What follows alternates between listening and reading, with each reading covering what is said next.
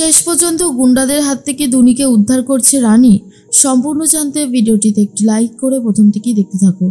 গল্পের শুরুতেই দেখা যায় রানী সেই মহিলাকে বলতে থাকে, দেখুন আমি এইভাবে যেতে পারবো না, যেখানে কাজটা করতে চাই তারাই যদি ফোন না ধরে তাহলে কি করে হবে, আমি সেখানে ফোন করে তারপরেই যাব।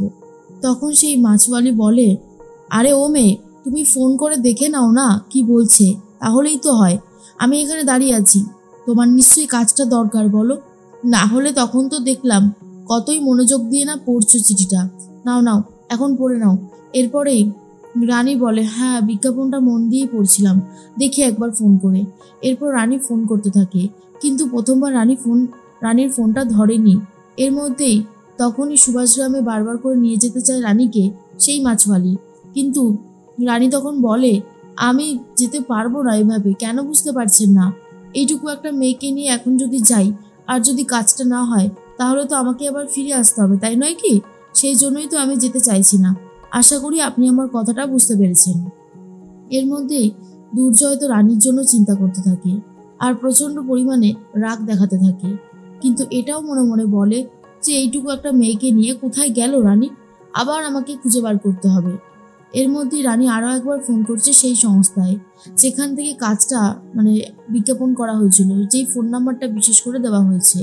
সেখানে ফোন করে জিজ্ঞেস করে, দাদা আপনারা একটা বিজ্ঞাপন দিয়েছেন, এখানে যে 65 বছরের বৃদ্ধাকে দেখে রাখতে হবে, আমি এই কাজের জন্য ইন্টারেস্টেড। তবে হ্যাঁ, আমার কাছে আমার ছোট মেয়ে আছে, আমি ওকে ছাড়তে পারবো না। আমি যদি ওকে নিয়েই কাজটা করি তাহলে কি হবে? কিন্তু সেই সংস্থাতেও কোনো একটা গণ্ডগোল রয়েছে, কারণ এরকমভাবে অ্যাড দিয়েছে ঠিকই, কিন্তু তারা অন্য একটা কোথাও কথা বলছে। কারণ তারা যে এই অ্যাড দিয়েছে এটা একদমই ঠিক নয়, তারা অন্য কিছুর সাথে একটা যুক্ত, তারা ফ্রড বিজনেস করছে। তবুও রানীকে বলে, হ্যাঁ আপনি চলে আসুন, আমরা কথা বলে নিচ্ছি। রানী অ্যাড্রেসটা জানতে চায় আর রানীকে অ্যাড্রেসটা বলে দিয়েছে, সুভাষ গ্রামে যেতেই হবে। মাছওয়ালি বলে, কি গো মেয়ে, অ্যাড্রেস পেয়েছো এবারে? চলো চলো, তোমাদেরকে নিয়ে যাব। আরে আমি তো সুভাষ গ্রামেই যাব, সেই জন্যই বলছিলাম, চলো। এর মধ্যেই রানী আর রানীর মেয়ে দুনি আর ওই মাছওয়ালি তিনজন মিলে শুরু করে দেয় যাতায়াত।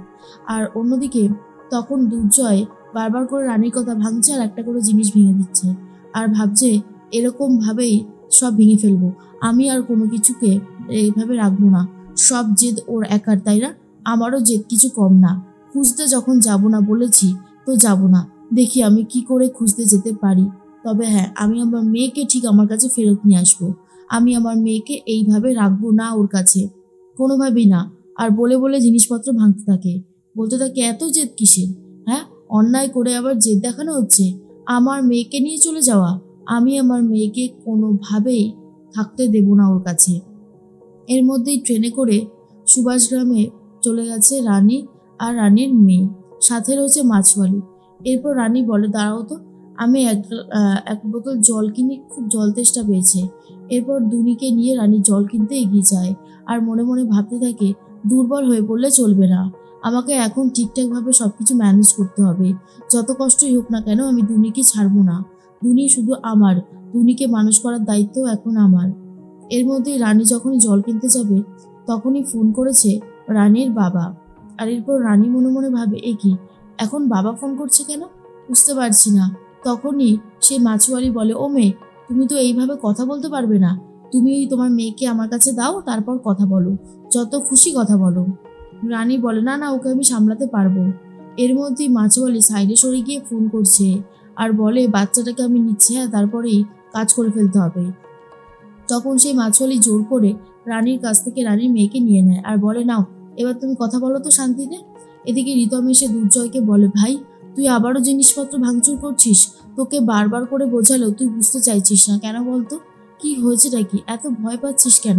সব ঠিক হয়ে যাবে, দেখ আমি তোকে বারবার বলছি, আমাদের রানী কখনো কোনো অন্যায় করতে পারে না।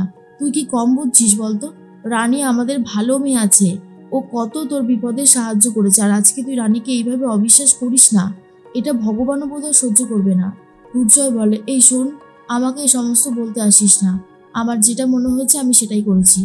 আমার মেয়েকে ও নিয়ে গেছে, ওকে ওকে আমি ছাড়বো না, দেখিস তুই, ছাড়বো না ওকে আমি। আবার চিঠিতে লেখা হয়েছে দুনিকে মানুষ করার দায়িত্ব ওর একার। কেন?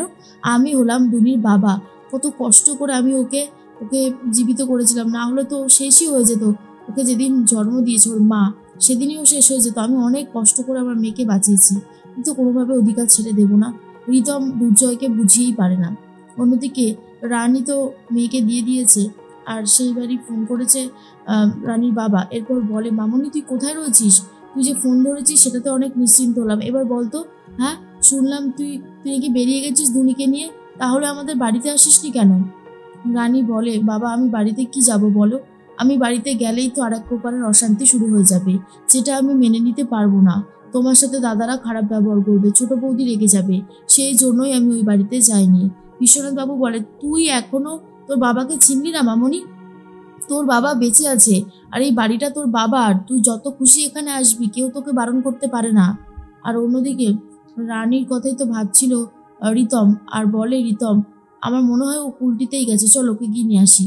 তখনই দেবু এসে বলে, না ও কুলটিতে যায়নি, আমার কাকুমণির সাথে বড় বৌদির সাথে কথা হয়েছে, ওরা যায়নি ওখানে। রিতম বলে, যায়নি? তাহলে কোথায় গেল? মেয়েটা কোথায় গেল এবারে কি করে বুঝবো? এর মধ্যেই অনিশা ফোন করেছে দুর্জয়কে, আর বলে, কি রে জয়, তুই এরকম করছিস কেন বলতো? হ্যাঁ শুনলাম রানীর সাথে নাকি ঝামেলা করছিস, দেখ আর ঝামেলা করিস না, রানীর সাথে সমস্ত ঝামেলা এবারে মিটিয়ে নে, বুঝলি? ঝামেলায় ঝামেলা বাড়বে বই কমবে না। অনিশার কথা শুনে দুর্জয় বলে, আমি এক্ষুনি তোর ওখানে আসছি। অনিশা বলে, না না আমি তো এখন আশ্রমে যাচ্ছি, কাছে একটা আশ্রম আছে, ওখানে কিছু কাঙালি ভোজনের ব্যবস্থা রেখেছি, আমি এভাবেই আমার দিনটাকে কাটাতে চাই, ভালো লাগছে না। তখনই দুর্জয় বলে, বেশ তুই সাবধানে যা, বলেই ফোনটা কেটে দেয়।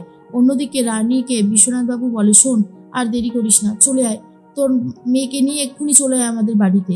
রানীর দাদা তখন পাশ থেকে বলে, এই রানী এই, তোর কি কোনো কাণ্ডজ্ঞান কোনোদিনও হবে না? এতগুলো মানুষকে এভাবে টেনশনে রেখেছিস, তুই না কোনোদিনও মানুষ হবি না জানিস। এরপরে বড় বৌদি বলে, চুপ করো তুমি, মেয়েটার সাথে এভাবে কথা বলো না, এমনি ওর কষ্ট হচ্ছে, আর তারপর তুমি ওর সাথে এভাবে কথা বলছো। বড়দা তখন বলে, বেশ করেছি, ওর কোনো অধিকার নেই এতগুলো মানুষকে চিন্তায় ফেলার। তখনই বিশ্বনাথবাবু বলে, কিরে মা তুই আসবি তো? কিন্তু রানী বলে দেয়, না বাবা আমি যেতে পারবো না, আমার পক্ষে যাওয়া সম্ভব না। দুনিকে আমি একাই মানুষ করবো আর কষ্ট করব। আমি তো বলেইছিলাম যে আমি এই পৃথিবীতে অনেক কষ্ট করে দুনিকে নিয়ে এসেছি, তাই দুনিকে আমি কাছছাড়া করতে পারবো না। দুনিকে সাথে নিয়ে আমি আমার নতুন জীবনের পথে এগিয়ে যাব, সে আমার যত কষ্টই হোক না কেন, বাবা তুমি চিন্তা করো না।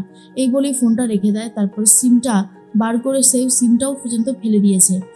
রানীর এতটাই জেদ যে রানী একাই সবকিছু করবে বলে ঠিক করে, কিন্তু যার জন্য করবে সেই দুনি কোথায়? সেই দুনিকে নিয়ে মাছওয়ালি তো ভেগেছে। এরপরে রানী বলে, কি আমার মেয়ে কোথায়, দুনি কোথায় গেল? আশেপাশের অনেক লোককে বলতে থাকে, কিন্তু কেউই বলছে না যে দেখেছে, সবাই বলছে যে না দেখেনি।